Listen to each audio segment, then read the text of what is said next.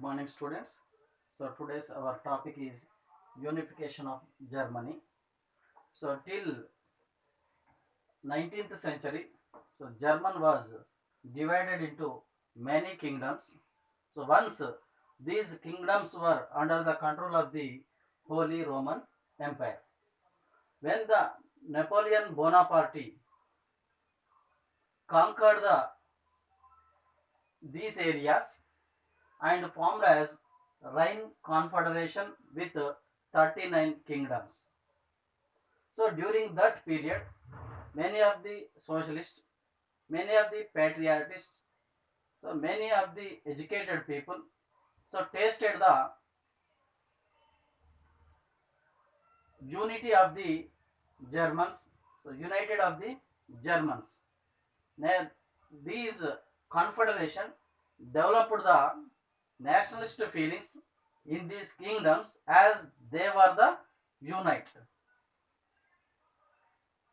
So another one, the Jellovarian, Jellovarian Economic Council. So it followed the free trade and economic cooperation so among these 39 kingdoms. So the Jellovarian was the first step to start the unification of the Germany. So, but after defeat in the Waterloo War, Napoleon Bonaparte, so the Vienna Congress revived all these kingdoms as earlier. So the in the Germany, Prussia was the biggest kingdom. The Prussian emperor was the William I, and its chancellor was the Bismarck.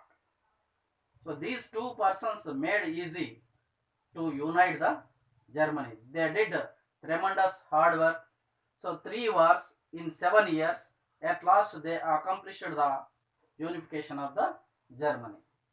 So Bismarck followed the blood and iron policy, and also he followed the diplomatic methods by isolating the Austria, Holland, France. So he conquered many of the parts and succeeded to establish the unification of the Germany. So these two important persons were participated in 3 wars.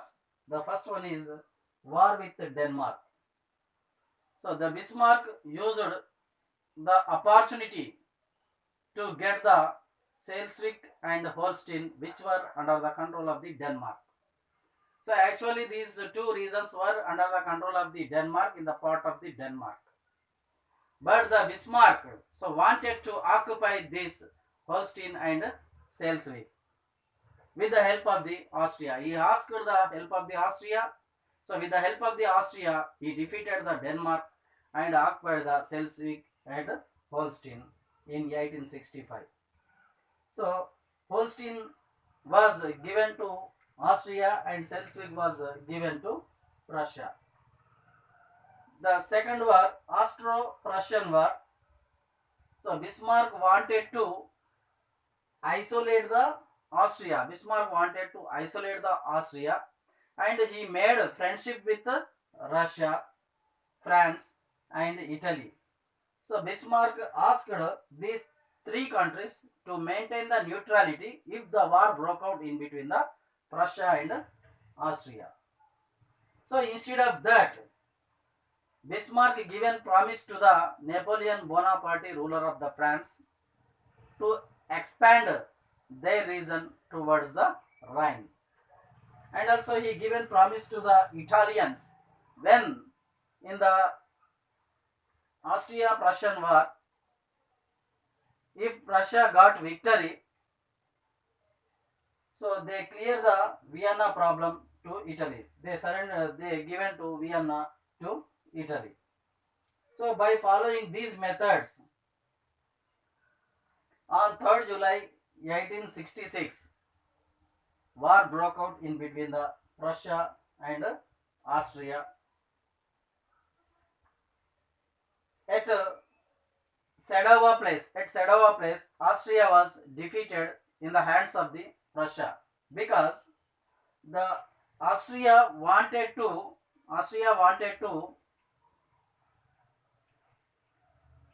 preserve their Vienna. That's why Austrian army separated to war with Prussia and war with Italy. So the army divided into two groups. So due to that, less army defeated with Prussia, but at Sadowa Place, the Austria defeated in the hands of the Prussia. So then after, Schleswig, Holstein, Hanover, Hesse, Kassel, and Frankfurt annexed or merged into the Germany.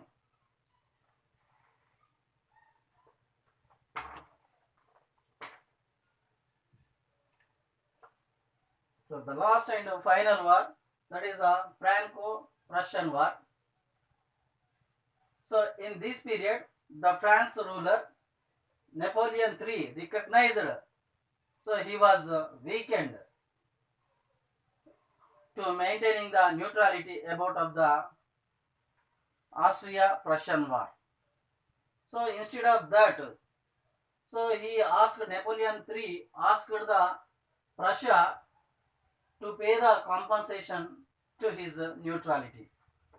But the Prussian king didn't accept to give the compensation to the France. So at the same time, so one of the incident took place in European continent at Spanish succession. So in 1863, the Spanish people, fed up with the ruler of the Isabella, so they removed the Isabella, and in the place of Isabella, they invited the Leopold. So Leopold was the very near relative to the Prussian king. So here, the France asked the Prussia withdrawal of their proposal to appoint the ruler of the Spanish as Leopold. At that time, William I sent the message in the form of the telegram to the Bismarck. At that time, Bismarck was at Berlin, so it was famously known as the Ames telegram. So Bismarck used this telegram and manipulated to hatred the Prussian people and France people. So due to that, war broke out in between the France and Prussia. Nearly 6 months they participated in the war. At last, in 1871, with the Treaty of Frankfurt, so after the 6 months in 1871, France was defeated in the hands of the Prussia, so by making Treaty of Frankfurt. So due to this Frankfurt peace, the France has to give Alsace-Lorraine to Germany. So the William I became the first emperor of the United Germany. So then end of the unification of the Germany. Thank you.